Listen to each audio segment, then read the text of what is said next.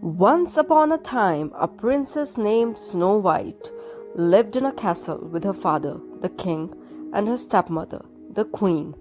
Her father had always said to his daughter that she must be fair to everyone at court. He said, "People come here to the castle when they have a problem. They need the ruler to make a fair decision. Nothing is more important than to be fair." The queen, Snow White's stepmother, knew how much this means to her husband. At the first chance, she rushed to her magic mirror. "Mirror, mirror on the wall," said the queen, "who is the fairest of them all?" "Snow White is the fairest of them all," said the magic mirror. "What?" yelled the queen. "No one is more fair than I. The queen must have the best of everything. Everyone knows that. What could be more fair than me?" "Snow White is the fairest of them all," repeated the magic mirror. "What do you know? You are a mirror," roared the queen, and she stormed off. Still, the queen was bothered. So bothered was she that the queen decided to get rid of the girl once and for all. "I cannot wait another day," the queen declared. The queen called for her servant, a huntsman. "Find a reason to take Snow White deep into the woods," she said, pointing her long finger at the servant. "Then kill her." The huntsman was shocked, but she was the queen, and what could he do? The next day he took Snow White into the woods. As he drew his knife to slay her, Snow White turned around. "Look," she said, taking something out of her pocket. "You have always been good to me." She held in front of him 6 perfect arrowheads that she had carefully shaped. "Do you like them?" she said. "They are for you." "Snow White," said the huntsman, "I cannot do this." "Of course you can take these," said the Snow White. "That's not what I meant," said the servant. He dropped to his knees. "How can I say this to you? The queen, your stepmother, ordered me to kill you," he said. "But I cannot." "She did what?" Snow White called out with alarm. "You must run away," said the huntsman, "far into the woods now, and never come back to the castle." Snow White turned and ran into the woods as fast as she could. Deeper and deeper she ran. It was getting dark, and the wolves were starting to howl. "Ooh!" She tripped, and her skirt was torn.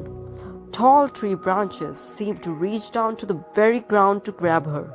She was scratched, bleeding, and scared. Yet she ran on and on.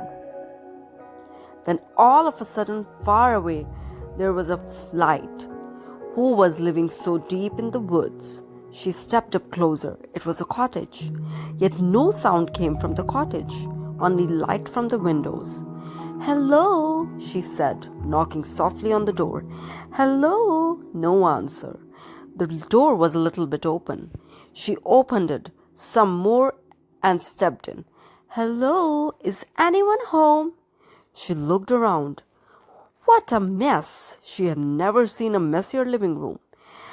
"This cottage may be the biggest mess I ever saw," thought Snow White. "But it's a roof over my head for tonight. Maybe if I clean up around here, I can earn my sleep." As she cleaned, she thought of someone she already missed. Before her father had remarried, she and a prince who lived in the next kingdom were getting to know each other. They would take long walks in the royal garden and tell each other stories and laugh. After the queen had moved into the castle, her stepmother had made a new rule. No more visitors. Now the prince had to slip over the palace gate in secret. He would call out to her from under her window, and they could talk a bit that way. It wasn't as good as the long walks, but it was the best they could manage. Now that she had to run away from home, would she ever see him again? After Snow White cleaned up the living room, she went upstairs. On the second floor, there were 7 little beds lined up in a row as if for children. Tired from cleaning, Snow White yawned and lay across all 7 of the beds. Soon she fell fast asleep. In the meantime, the 7 dwarfs were heading home from a long day of working in the jewel mines. When they opened the door, you can imagine their surprise when they saw their cottage all cleaned up. "What kind of magic is this?" said one of the dwarfs, whose name was Doc. "I wouldn't mind more magic like this," said another of the dwarfs with a smile. His name was Dopey. "We'd better check upstairs," said another dwarf, whose name was Grumpy. "Something is fishy around here, that's for sure." There, lying across all their beds, was a young lady fast asleep. "Who are you?" said all the dwarfs at once. Snow White bolted awake. The 7 dwarfs could tell she was as surprised as they were. Soon they all relaxed and shared their stories. Snow White learned their names: Bashful, Doc, Dopey, Grumpy, Happy, Sleepy, and Sneezy. She told them all about her stepmother, that her stepmother had tried to get the huntsman to kill her, that the huntsman had set her free in the woods, and that she could never go back home again. "Stay here with us," said Bashful. "That's sweet," said Snow White. "But if I were to stay here at your home, I would have to do something for all of you." "You already cleaned up our place," said Sneezy. "Keeping the house clean will be easy," said Snow White. "As long as we all pitch in, I will let everyone know what part they can do, and I will do my share too, of course." "That's fair," said Happy. "But there must be something else I can do for you," said Snow White. The 7 dwarfs shrugged. "Do you know how to read?" said Doc. "We have these books filled with wonderful tales and would love to be able to read them." And so it was agreed that Snow White would teach them how to read. To celebrate their new friendship, Snow White and the 7 dwarfs sang and danced the night away. The next morning, before they left for work, the 7 dwarfs warned Snow White she must not open the door to anyone. After all, who knows what evil her stepmother might do? The princess nodded in agreement, and the dwarfs left the house. The princess prepared her first reading lesson. She also prepared a good hot meal for the 7 dwarfs when they returned home that night. And so the days passed. Back at the castle, the queen marched up to her mirror. "Mirror, mirror on the wall," she demanded, "who is the fairest of them all?" "Snow White is the fairest of them all," said the magic mirror. "That's impossible!" screamed the queen. "The girl is no longer alive." "Snow White lives," said the magic mirror. And an image was shown on the mirror of Snow White living in the cottage of the 7 dwarfs. The queen turned red with rage. She screamed, "Who does she think she is? Snow White will not get away with this." At the cottage of the dwarfs the next afternoon, when the 7 dwarfs were away at work, there was a knock on the door. "Who is it?" said Snow White. She remembered the warning of the 7 dwarfs not to open the door to anyone.